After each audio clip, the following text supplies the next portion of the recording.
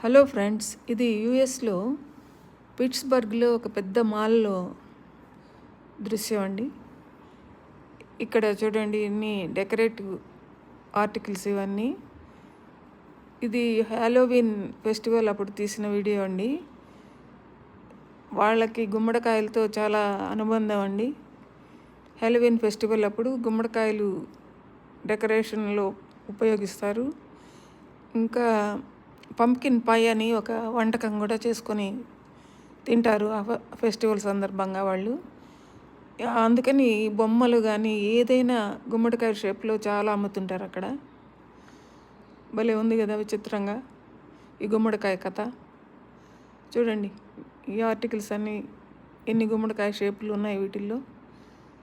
ఇవన్నీ కూడా డెకరేషన్కి ఉపయోగించే ఆర్టికల్స్ అండి. బాగున్నాయి కదా.